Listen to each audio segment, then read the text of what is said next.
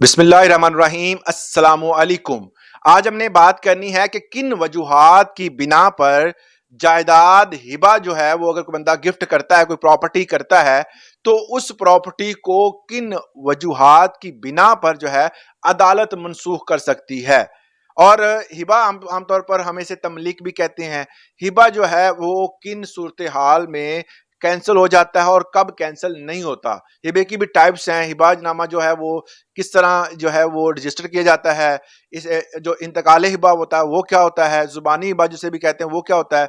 इन तमाम चीजों को आज की वीडियो में हमने डिटेल के साथ डिस्कस करना है, तो वीडियो को एंड तक लाजमी देखिए। चैनल पे नए हैं तो इसको सब्सक्राइब करना मत भूलिएगा। अगर अदालत में कोई केस चल रहा है तो अदालत जो है वो फैक्ट्स पर जाती है। सबसे पहले अगर कोई बंदा केस दायर करता है तो अदालत जो है वो फौरी तौर पर अमल दरामद करवाने के लिए उस जगह पर स्टे दे देती है। स्टे का मामले के हवाले से अब जो है वो हाई कोर्ट से डायरेक्शन आ गई है। कोई भी स्टे अगर होता है तो 15 दिन से ज्यादा नहीं चलेगा, उस पर फौरी तौर पर फैसला किया जाएगा। ये हाई कोर्ट की तरफ से डायरेक्शन है कि जब भी कोई भी स्टे होगा तो उस पर 15 दिन के अंदर फैसला करने की अदालत जो है वो मुतलका अदालत पाबंद होगी। अगर वो नहीं करते तो वो स्टे खारिज समझा जाएगा। साला साल स्टे चलते थे, मामला लटके रहते थे, वो सिस्टम अब खत्म होता जा रहा है। बहुत सारी तब्दीलियां आ रही हैं जो कि पॉजिटिव हैं।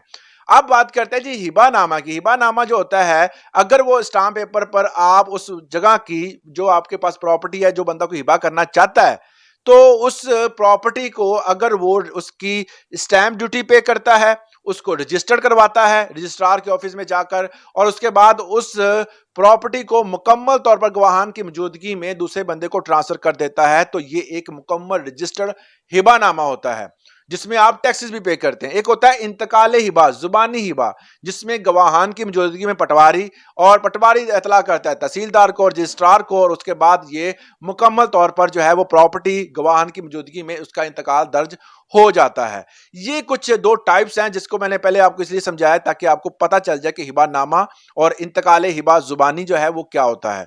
अब बात करते हैं कि अगर अदालत में केस चलता है तो अदालत किन फैक्ट्स को देखती है, उसके बाद जो है वो फैसला करती है कि क्या ये हिबा जो है वो सही हुआ था या गलत हुआ था, इसके सरकमस्टांसिस क्या थे, तमाम चीजों को देखती है। जिसमें 3 किस्म के जो है वो मेजर इंग्रेडिएंट्स होते हैं जिनको अगर वो कोई बंदा जब हिबा करता है वो पूरा नहीं करता तो वो आपका हिबानामा कैंसिल हो सकता है। जिसमें नंबर 1 पर ऑफर कराई जाती है। जिस बंदे को आपने प्रॉपर्टी देनी है, आपने उसे कहना है कि जनाब हम आपको प्रॉपर्टी देना चाहते हैं। नंबर 2 पे वो एक्सेप्टेंस भी जाहिर करेगा।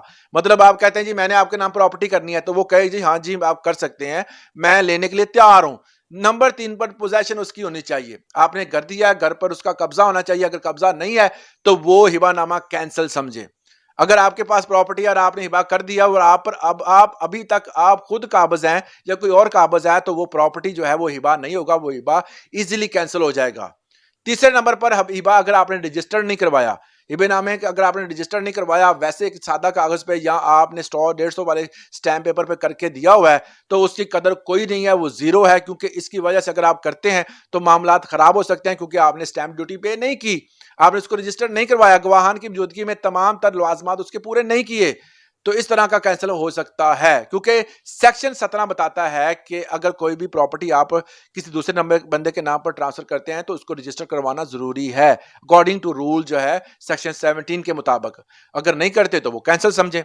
तीसरे नंबर पर बात आती है कि अगर जुबानी हिबा किया और वो जुबानी हिबा करने वाला, अगर आपने 3 बेटे हैं और एक बेटे के नाम पर ट्रांसफर कर दिया और एक बेटे को नहीं दिया, तो वो हिबानामा भी कैंसिल हो जाता है। क्यों? क्योंकि आप अबा वफला नहीं हो सकते, आप इनहेरिटेंस के इलाकों को तब्दील नहीं कर सकते। जो वरासती कवानीन है उसके मुताबिक तमाम का हिस्सा देना लाजम है। उसके बाद आप प्रॉपर्टी जो है वो अपना खुद का हिस्सा जो है वो किसी दूसरे के नाम पर कर सकते हैं। बाप अपना हिस्सा जो है वो दे सकता है, मगर बाकी बेटों का हिस्सा कभी भी जो है वो अबा वफला आप नहीं हो सकते।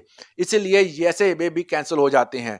दूसरा यह है कि अगर शरई तौर पर वारसान मौजूद नहीं है और आप किसी नजदीकी अपने वारसान को मतलब रिश्तेदारों को देने की बजाय दूर के रिश्तेदारों को प्रॉपर्टी ट्रांसफर कर देते हैं, तब भी अदालत देखती है कि आपने ऐसा क्यों किया। अगर हालात ऐसे थे तो उस हालात को देखेगी, फिर अदालत फैसला करेगी। ये कुछ ऐसे पॉइंट्स थे जिनको अगर आप ज़हन में रखेंगे तो हिबा करने में आपको आसानी होगी। अगर आप हिबा कर भी देते हैं फिर भी, तो अगर ये सर्कमस्टांसिस हुए, हालात हुए, तो आपका हिबा कैंसिल ही समझो। ठीक है। इस हवाले से अगर आपका कोई सवाल है तो कमेंट सेक्शन में जरूर कीजिएगा। आज के लिए इतना ही, इजाजत दें, अल्लाह हाफिज।